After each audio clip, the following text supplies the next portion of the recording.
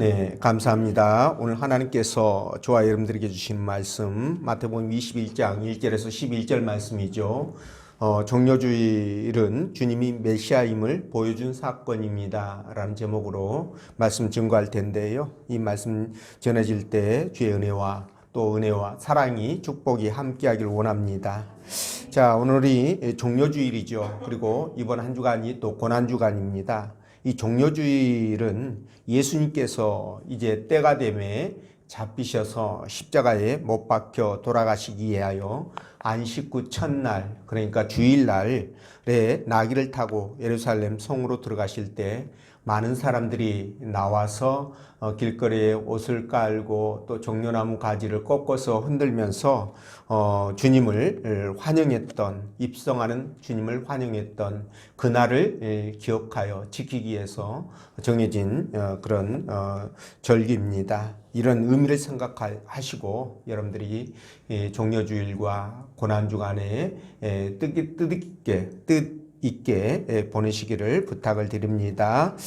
자, 하나님은 오늘 본문의 말씀을 통해서 다음과 같은 세 가지로 우리에게 은혜를 주셨는데요. 그 첫째가 나귀 새끼를 타심으로 당신이 진정한 왕임을 보여주셨고, 그리고 두 번째는 백성들이 종려나무를 흔들어 진정한 왕을 환영했고요. 그리고 세 번째 호산나 찬송으로 진정한 왕을 높였다, 이런 제목인데, 여러분 주께서 잡히셔서 십자가에 돌아가시기에 새끼 나귀를 타시고 예루살렘으로 입성하실 때에 군중들이 이 종려나무 가지를 꺾어서 흔들면서 환영했다고 했지 않습니까?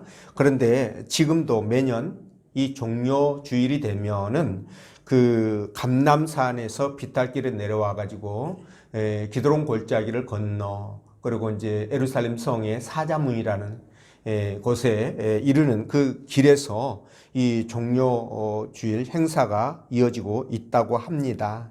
근데 이 종려주일은 예수님께서 당신이 메시아시고 진정한 왕이라는 것을 온 세상에 선포하는 그런 중요한 자리였거든요. 나귀를 타신 것은 우리 주님이 그냥 걸어가기가 싫어서 다리가 아파서 탄 것이 아닙니다. 그리고 백성들이 종려나무 가지를 꺾어서 흔들면서 주님을 환영했던 것도 그냥 그들의 생각에 그냥 우연히 그렇게 한 게 아니라 이 모든 것이 구약 성경에 기록되어 있는 말씀이 성취되는 순간이었다라고 여러분들이 생각하시면 되겠습니다. 그래서 어쨌든 저들이 했던 일들이 말이죠, 성경을 알고 했던 모르고 했던 간에 그런 일 하나하나가 하나님의 예언의 말씀을 성취해가는 그런 과정이었다라는 것을 볼 때, 진정 하나님은 살아계시고, 그리고 지금도 그분께서 당신의 뜻대로 이 세상을 섭리하시고 이끌어 가신다는 것을 우리가 다시 한번 깨닫게 되죠. 그래서 우리는 이런 하나님 앞에, 이런 주님 앞에 겸손할 수밖에 없습니다. 그래서 항상 주의 뜻을 따라서 겸손하게 믿음으로 살아가자, 이 말씀을 드리는데요. 그래서 오늘 본문 말씀을 따라가면서 종려주일에 온 백성들이 거리로 나와서 왜 주님을 그렇게 열광적으로 찬양하고 그렇게 맞이했는지, 성령께서 들려주시는 하나님의 음성을 듣도록 하겠습니다. 자, 첫째로 새끼 나귀를 타심으로 당신이 진정한 왕을 보여주셨는데요. 자, 2절과 3절 말씀 읽어봅니다. 시작. 너희는 맞은 평 마을로 가라. 그리하면 곧 외인 나귀와 나귀 새끼가 함께 있는 것을 보리니 풀어 내게로 끌고 오라. 나귀 누가 무슨 말을 하거든 그와 쓰시겠다 하라. 그리하면 즉시 보내리라 하시니. 아멘. 자, 예수님 일행이 예루살렘 성이 가까운 그 감람산 벳바게라는 그 동네에 이르렀을 때에 예수님이요, 두 제자에게 건너편 마을로 가면 나귀와 나귀 새끼가 메어 있는 것을 보게 될 텐데 그걸 끌고 오라고 말씀합니다. 근데 나무 짐승을 끌고 올 수는 없지 않습니까? 그렇죠? 그런데 누가 그걸 끌고 왜 가느냐고 묻거들랑 주께서 쓰시겠다고 하라, 이렇게 말하라는 거예요. 그 말까지 해주면서 끌고 오라고 그러니까 제자들이 그대로 가서 나귀와 그 새끼 나귀를 끌고 옵니다. 근데 주님이 그걸 타고 예루살렘 성으로 들어가시는데요.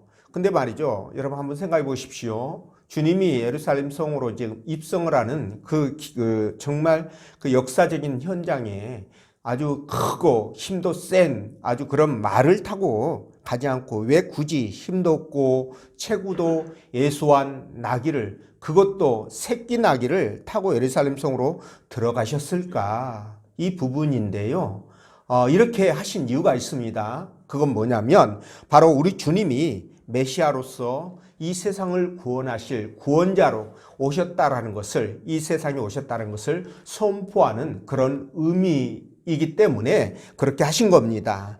자, 그렇단 말이죠. 예수님께서 새끼 나귀를 타시고 입성한 것과 그리고 당신이 메시아라는 것이 어떤 연관성이 있느냐라는 건데요. 이 부분에 대해서 스가랴 9장 9절에 이렇게 말씀하십니다. 시온에 따라 크게 기뻐할지어다. 예루살렘에 따라 즐거이 부를지어다. 보라, 내 왕이 내게 임하시나니 그는 공의로우시며 구원을 베푸시며 겸손하여 나귀를 타시나니 나귀의 작은 것 곧 나귀 새끼니라. 이렇게 말씀하시거든요.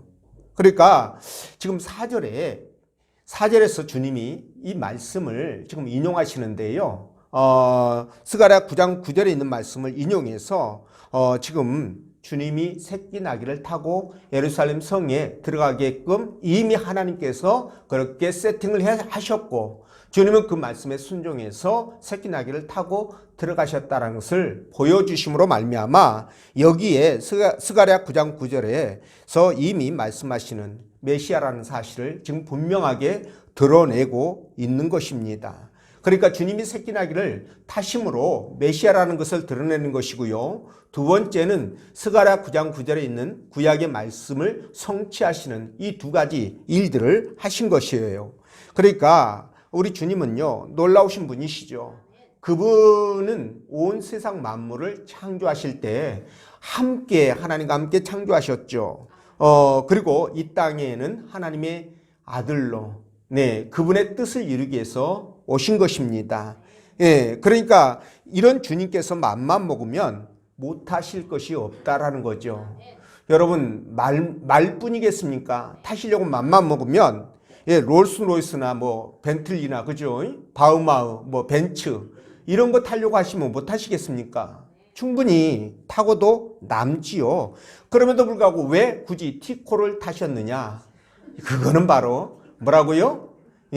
당신이 메시아이라는 것을 선포하는 그런 퍼포먼스라고 볼 수 있고요. 그리고 성경의 말씀을 성취하는 것이다 라는 거예요. 그런데 말이죠. 여기에다가 말이죠. 또 하나 성경에서는 주님이 왜 새끼 나귀를 타셨는지에 대하여 말씀을 하시는데 그게 뭐냐면 주님이 너무도 겸손하시기 때문에, 지금 저기에서 나오죠. 겸손하여 나귀를 타시나니, 그렇지 않습니까? 겸손하셨기 때문에 나귀를 타셨다. 이렇게 세 가지 이유를 말씀하고 있습니다. 자, 이런 거 보면 우리 주님만큼 겸손하신 분은 아마 세상에 없을 겁니다. 물론 아무것도 가진 거 없고, 그죠? 힘도 없고 그냥 이리 쳐이고 저리 쳐이고 그러면 겸손하고 싶어도 겸손할 거리가 없어요. 그렇죠? 그런데 여러분, 정말 대기업 회장이라든가, 그죠? 아니면은 권력을 어마어마한 권력을 갖고 있는 그런 사람들이라면 사실 겸손한 게 굉장히 어렵거든요. 근데 우리 주님 보십시오. 온 우주 만물을 소유하신 분 아닙니까?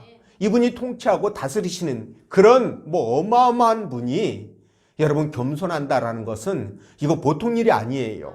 근데 우리 주님은 바로 그런 겸손을 아주 몸에 아주 그냥 타고나셨다. 이렇게 보시면 됩니다. 만왕의 왕이심에도 불구하고 나귀 새끼를 타신 것도 그렇고, 또 공생의 기간 동안 여러분 온갖 수모를 당하면서도 대응하지 않았지 않습니까? 그리고 심지어 여러분 주님께서 잡히셔가지고 지하 감옥에 갇히셔서 모진 고문을 당하실 때 보통 사람은 이미 죽었습니다. 그런데 주님이 죽지 않았던 것은, 그 모진 고통에도 돌아가시지 않는 것은 주님은 어디에서 돌아가셔야 되기 때문에 십자가에서 돌아가셔야 하기 때문에 돌아가시지 않은 거예요. 고문 속에서도. 그래서 굳건하게 그 고문을 이겨내시고 골고다에서 십자가에 못 박혀 돌아가신 것이죠. 그때도 여러분 우리 주님은 겸손하셔가지고 저들에게 반항하지 않았어요. 겸손의 절정 아닙니까? 이것뿐만이 아니라 그분은 하나님이시라고 그랬잖아요. 하나님이시자 하나님의 아들로 이 땅에 오셨으니까 그분의 능력은 무한하십니다, 여러분. 주님이 뭐라고 말씀하셨습니까? 베드로가 말고의 길을 잘라낼 때도 내가 하늘에 있는 12영을 동원할 수 있는 능력이 없는 줄 아느냐, 이렇게 말씀하셔요. 하늘에 있는 어마어마한 천군 천사를 동원해서 이 땅에 있는 대적들을 쓸어버리려고 마음먹으면 한순간에 다 쓸어버릴 수가 있는 그런 능력을 갖고 있음에도 불구하고 굳이 그분이 십자가에 잡히셔서 매달려 돌아가셨던 이 사건은 그야말로 겸손의 극치라는 것입니다. 이해가 되시죠?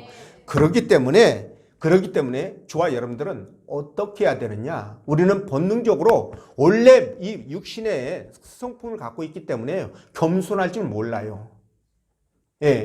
겸손할 줄 모릅니다. 그러니까 그럼에도 불구하고 우리는 겸손해야 돼요. 왜냐하면 우리는 주님을 따르는 신앙이기 때문에 겸손해야 됩니다.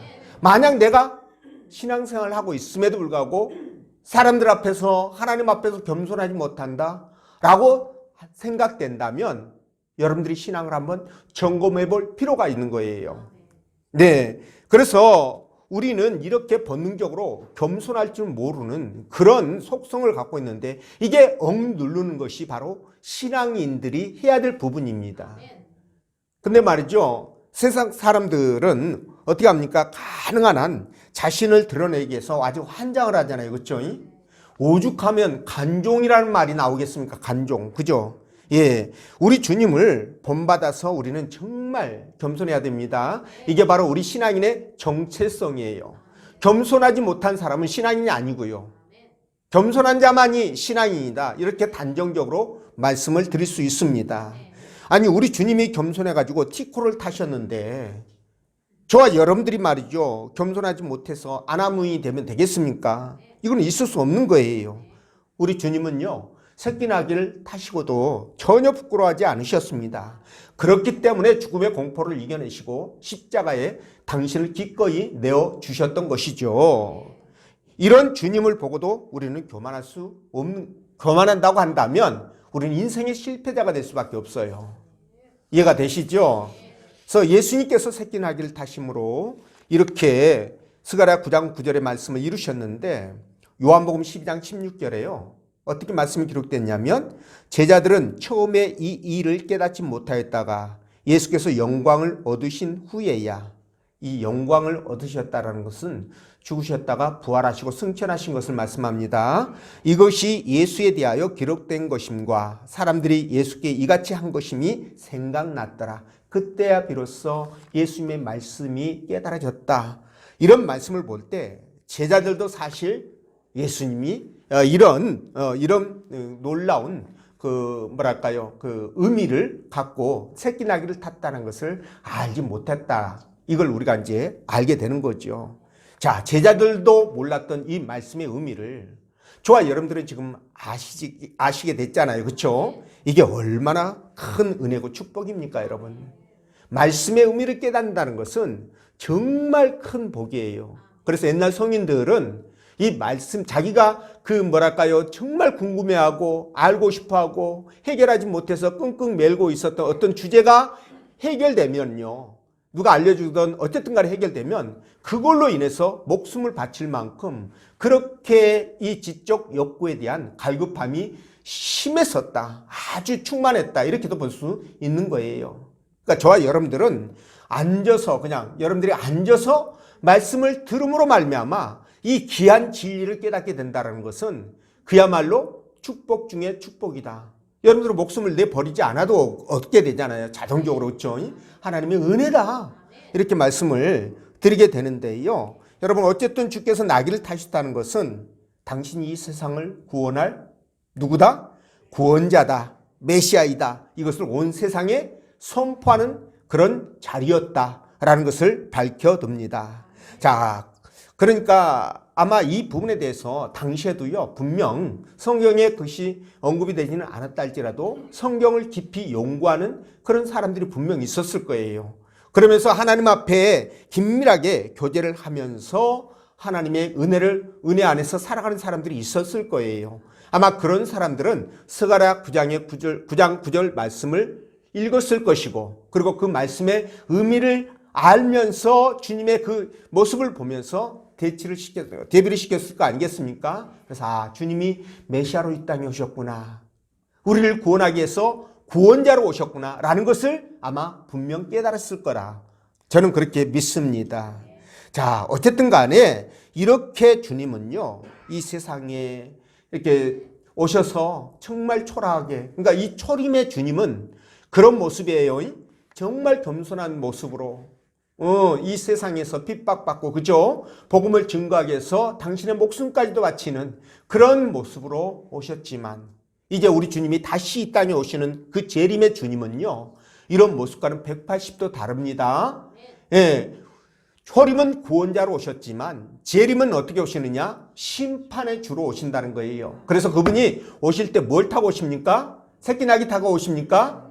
아니죠. 뭘 타고 와요? 백마 타고 오십니다. 그래서 이단 교주들이 지가 예수님이라고 이렇게 사람들 속이려고 백마를 얼마나 좋아하는지 몰라요.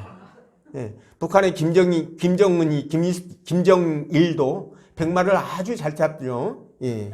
그러니까 그런 모습들이 있습니다. 예, 그래서 여러분들이 주의를 하셔야 될 부분인데, 어쨌든 간에 우리 주님이 오실 때 초림의 주님은 이런 모습이었었어요. 겸손의 왕, 평화의 왕, 그죠? 그래서 사람들을 위해서 당신의 목숨을 기꺼이 바치는 그런 정말 희생의 왕으로 이 땅에 오셨다는 겁니다. 이런 주님을 여러분들이 생각하시면서 여러분들이 이 고난주간을 시작하셨으면 좋겠다, 이런 마음입니다. 그런 여러분 되시기 바라고요. 자, 두 번째, 백성들이 종려나무를 흔들어서 진정한 왕을 환영했다, 이런 말씀인데요. 자, 8절 말씀 읽어봅니다. 시작.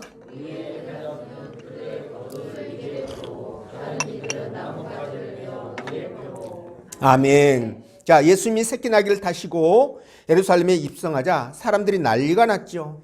많은 사람들이 자신들의 겉옷을 벗어가지고 길에 깔아서 예수님이 타신 그 나귀가 그냥 자박자박 밟고, 그 옷을 밟고 지나가도록 최상의 경배를 했고요.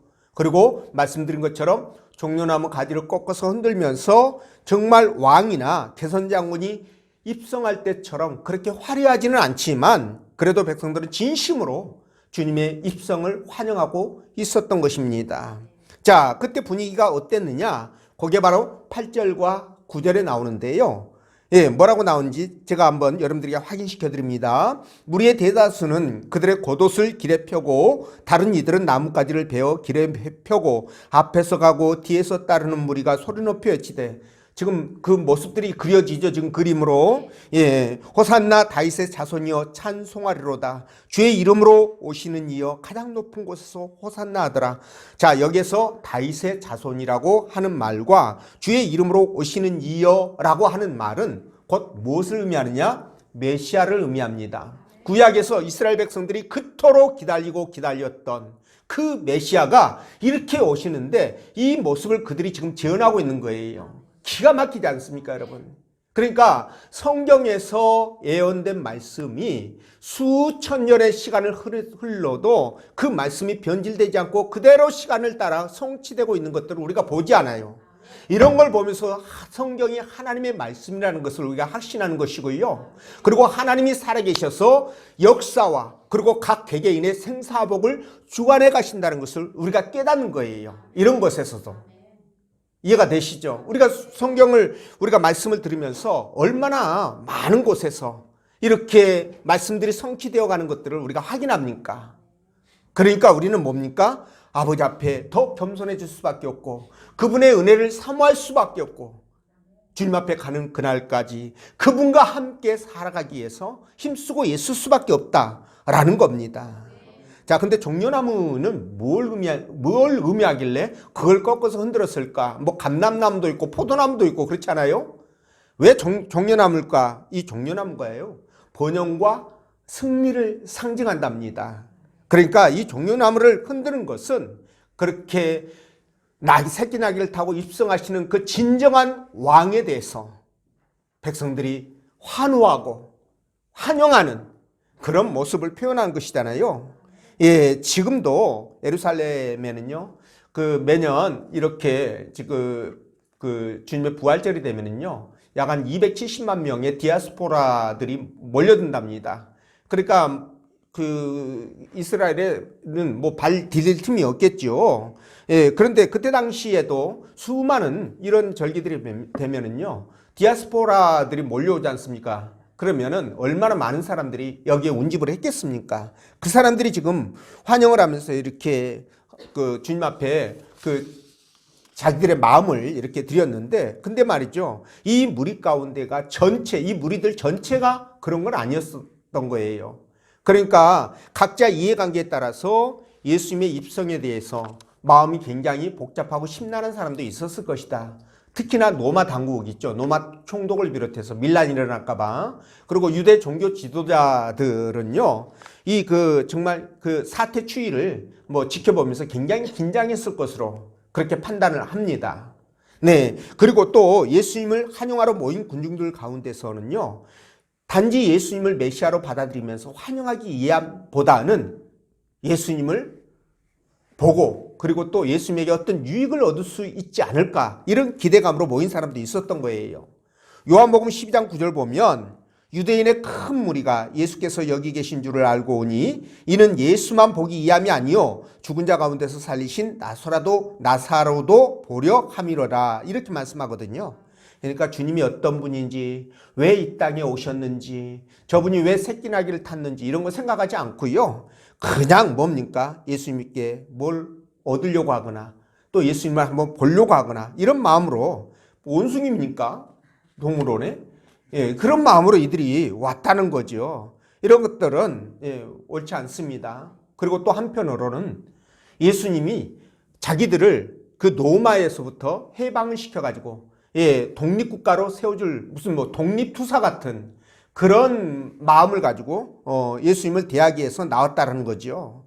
근데 이 부분이 어디서 그런 것을 확인할 수 있냐면, 예수님께서요, 부활하시고 승천하시기 전에 제자들이 예수님에게 물어봅니다. 부활하신 주님에게 물어봐요. 뭐라고 물어봤냐면, 이스라엘 나라를 회복하심이 이때이니까, 이렇게 물어보거든요. 그러니까 로마에서 우리를 해방시켜 주실 때가 이때입니까? 그렇게 물어본 거예요. 아니, 그럴 수밖에 없잖아요. 예수님이 죽었다가 살아나셨어요. 그죠? 이거 뭐 보통 사람이라고는 볼 수 없지 않습니까? 그러니까 분명 제자들은 군중들은 생각하기를, 예수님은 이런 위대한 놀라운 능력을 갖고 있는 위대한 분이기 때문에 충분히 로마를 이기고 우리 이스라엘을 독립시켜 줄 그런 적임자일 것이다 라고 생각했던 것이 분명해요. 근데 비단 제자들뿐만 아니라 당시 예수님을 환영했던 그 무리 가운데서도 이런 사람들이 있었다는 것이죠.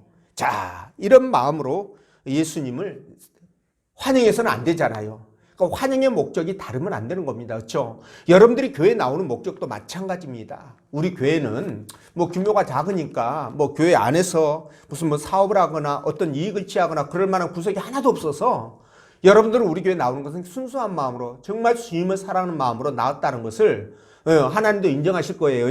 그런데 저 딴 동네죠, 큰 교회 같은 데 가면 개인의 어떤 이익이나 목적 때문에 교회로 오는 사람도 있어요. 마치 지금 제가 여러분들에게 말씀드리는 그 모인 군중들 가운데 수많은 무리들이 있었던 것처럼, 이런 각자의 생각을 가진 사람들이 있었던 것처럼 그럴 수 있는 사항이 지금도 있다라는 거죠. 예, 그것은 결코 바람직하지 않다. 우리는 오직 예수님을 나를 구원하신 메시아로, 구원자로, 그렇죠? 나의 주인으로, 나의 왕으로 그분을 섬기고 모시기 위해서 나오는 겁니다. 믿으시죠? 네, 그렇게 우리는 주님을 환영해야 된다는 거예요. 예, 이것이 말이죠, 이것이 진정한 주님과의 온전한 관계를 만들어가는 방법입니다. 아시겠죠? 그래서 우리 주님과 저와 여러분들은요, 이런 관계 속에서 이런 관계 속에서 관계가 이루어져야만이 여러분 우리가 정말 신실한 신앙인으로 우리가 건강하게 성장할 수가 있고요. 그리고 또 주님이 주시는 복도 누릴 수가 있는 것입니다. 그래서 우리가 정말 이 땅을 살아갈 때 그런 주님의 모습을 바라봐야 됩니다. 주님은 저와 여러분들의 주인 되십니다. 그리고 그분은 왕이 되시고요. 우리의 왕이십니다.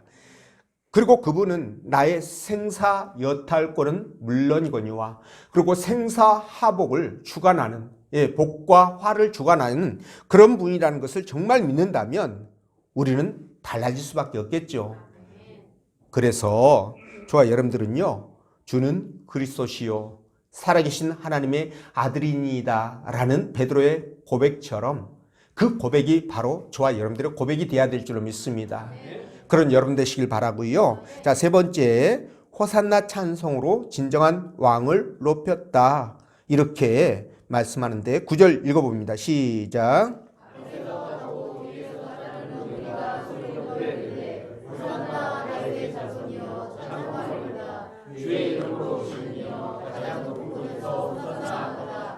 아멘. 자, 백성들이 예수님을 영접하면서 호산나를 반복하여 외치며 주님의 입성을 환영하잖아요. 근데 이 호산나가 무슨 뜻이냐면 이제 우리를 구원하소서, 지금 우리를 구원하소서 그 뜻입니다. 그러니까 지금 메시아로 봤다는 뜻이기도 하잖아요. 이 호산나 한마디를 통해서 우리가 그걸 알 수 있잖아요. 그렇죠? 자, 그러니까 저들은 진정으로 그때만큼은 예수님을 메시아로, 우리를 구원할 구원자로, 물론 이들은요 저와 여러분들이 생각하는 그 구원의 의미로 생각하지는 않았을 거예요. 아까 말씀드린 것처럼 로마에서 자기들을 구원할 그런 메시아로 생각을 했던 거예요. 지극히 세상적으로, 세속적으로 생각을 했던 겁니다. 사실 이러다 보니까 이제 문제가 생기거든요. 그래서 빌라도 법정에서 불과 며칠 만에 그 예수님을 죽이라고 그렇게 외치는 폭도로 변하는 그 이유가 바로 거기에 있는 거예요. 그러니까 예수님을 어떻게 인식하느냐가 바로 저와 여러분들의 신앙을 결정하는 중요한 요소가 된다는 거죠. 만약 세속적인 부분에서 내 욕구를 충족시켜주고 내가 원하는 것을 주님이 이루어주는 그런 분쯤으로 생각한다면, 내 병을 치유하고 내 문제를 해결하고 내 자녀가 잘 되게 해주고 사업이 잘 되게 해주고 직장에서 잘 나가게 해주고 이런 의미로 주님을 생각하고 그분을 만나려고만 한다면 오늘 이스라엘 백성들과 똑같은, 이 환영하는 무리들과 똑같은 사람이 된다는 거예요. 만약 그게 이루어지지 않는다면 예수님께서 로마로부터 우리를 독립시켜줄 위대한 그런 구원자로 여겼는데, 아니 저분이 힘도 없이 잡혀가지고 묶여서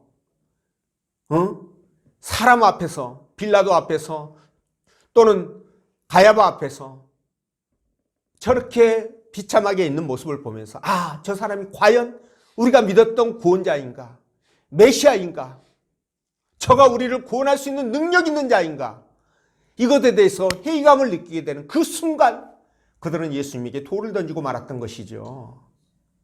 그러니까 지금도 마찬가지인 거예요. 말씀드린 것처럼 내 이익이나 어떤 목적 때문에 내가 예수를 믿는다고 한다면 그 목적이 이루어지지 않았을 때, 내가 주님 앞에 기도했던 것들이 응답되지 않았을 때는 어떻게 할 것이냐는 거예요. 그때는 오늘 이 군중들처럼, 주님을 환영했던 이 군중들처럼 예수님을 욕하고 돌을 던지고 돌아설 거냐는 겁니다. 이런 모습이 돼서는 안 되지 않겠습니까? 그렇죠? 자, 그래서 우리는 어쨌든 간에 주님이 나와 함께 하시고 나를 붙드시고 결국은 주님이 선한 길로 나를 인도해 가신다라는 그 믿음과 확신이 있다고 한다면 우리 신앙은 변하지 않습니다. 우리 신앙은 겉돌지 않아요. 내가 이익이 되면 교회를 나가고, 내가 시간이 여유가 있고 할 일이 없으면 교회 나가고, 그런 신앙이 아니라 어떤 것보다도 주님 만나는 것을 최우선순위 할 수 있고요, 주님과의 신앙을 바르게 세워가기 위해서 힘쓰고 애쓰는 그런 모습으로 변해가야 된다는 것이죠. 자, 그래서 저와 여러분들은 어떻게 해야 됩니까? 정말 주님만을 바라보면서 그렇게 믿음으로 나아가야 되는데요. 예, 나아가야 되는데 여러분 이 그 시편 118편 25절에 보면 이런 말씀이 기록되어 있습니다. 여호와여 구하옵나니 이제 구원하소서. 여호와여 우리가 구하옵나니 이제 형통하게 하소서. 이 말씀이 있거든요. 근데 이 말씀을 우리말로 바꾸면 메시아 만세, 이 정도로 여러분들이 이해하시면 될 것 같아요. 지금 새끼나귀를 타고 입성하시는 이 분을 바라보는 그들이 이때는 진정한 메시아로 알았습니다. 물론 방향이 달랐다고 여러분들 생각하셔야 돼요. 영적인 그런 메시아가 아니라 육적인 만족을 채워주는 메시아로 이들이 알았으니까 어쨌든 어떻게 알았든 간에 지금 현재 이 순간만은 지금 뭡니까? 그들의 진정한 왕으로 그들이 받아들이고 있다라는 거예요. 그러니까 이런 백성들을 보면서 유대 종교 지도자나 헤롯 왕의 심정은 어땠을까요? 굉장히 불편했겠죠. 굉장히 불쾌했을 것입니다. 그래서 마태복음 21장 15절을 보면은요, 대제사장과 서기관들이 예수님이 하시는 일과 또 성결에서 아이들이 소리를 질러서 호산나 다윗의 자손이요 이렇게 예수님을 찬양하는 것을 듣고 분노를 발하죠. 노합니다, 여러분. 기분 나쁘죠. 충분히 이해합니다. 저도 이들의 마음을 이해하는데, 그래서 우리 주님도 이런 상황을 아시고요, 이어지는 16절에서 뭐라고 말씀하시냐면, 이것도 말씀을, 구약에 있는 말씀을 인용합니다. 그러니까 모든 것들이요, 구약에 보면 구약에서 다 이렇게 이미 주님이 이 땅에 태어나실 때 어디서 태어나고 이름이 뭐고 어떤 일을 하시다가 어떻게 돌아가시고 이런 것들이 전부 다 기록이 되어 있는 거예요. 그대로 이루어집니다. 그대로.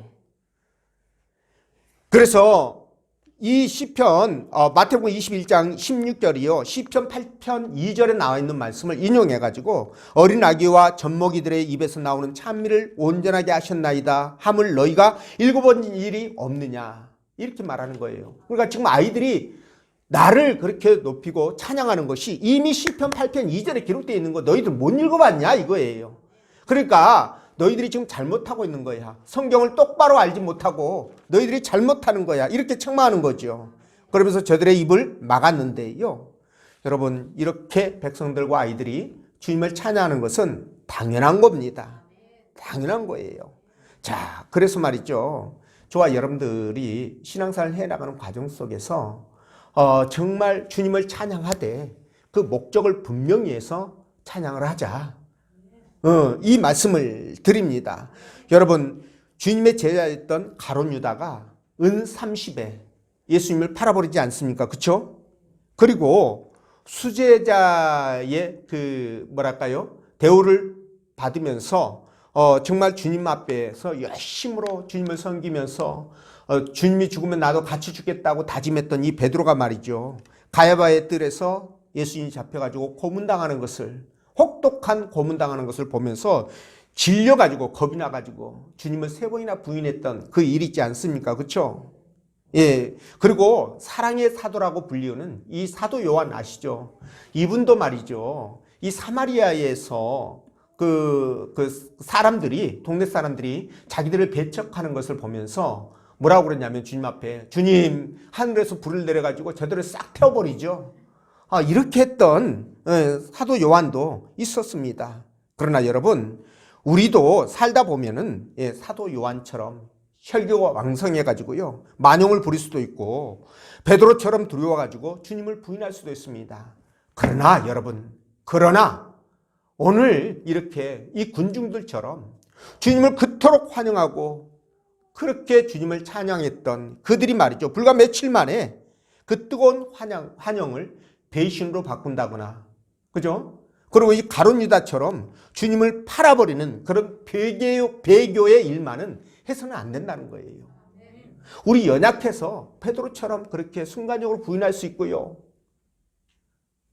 예, 사도 요한처럼 만용을 부릴 수 있지만 정말 주님을 팔아버리는 이런 배교 일은 없어야 되지 않겠습니까? 자, 그러자면 어떻게 해야 될 것인가? 저와 여러분들도 오늘 한영 나온 이 백성들처럼 그 순수한 마음으로 주님께 우리가 호산나를 부르면서 지금 우리를 구원해달라, 그런 마음으로 우리 주님 앞에 끊임없는 찬양이 이어져야 된다. 이걸 통해서 저와 여러분들이 정말 뭐랄까요? 신앙을 온전하게 주님 앞에 세워갈 수 있다. 이 말씀을 드립니다. 그리고 새끼나귀를 타고 입성하시는 겸손의 왕신, 이 주님의 겸손을 따라서 배워가야 한다라는 거예요. 예, 이럴 때 우리는 주님의 고난에 기꺼이 동참할 수 있는 그런 신실한 신자의 모습을 주님께 보여드릴 수가 있습니다. 네, 여러분들이 어떤 방식이든 간에 자, 이번 한 주간 동안 주님 고난 주간인데요. 이 주님의 고난에 동참하는 그런 마음으로 말이죠. 예, 그렇게 할 때 우리 주님께 내가 정말 주님을 사랑합니다 라는 것을 보여주는 거 아니겠습니까?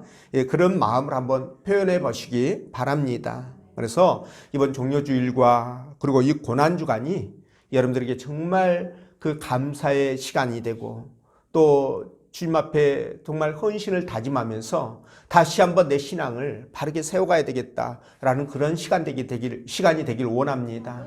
그런 여러분 되시기를 주의 이름으로 축원드립니다. 기도합니다.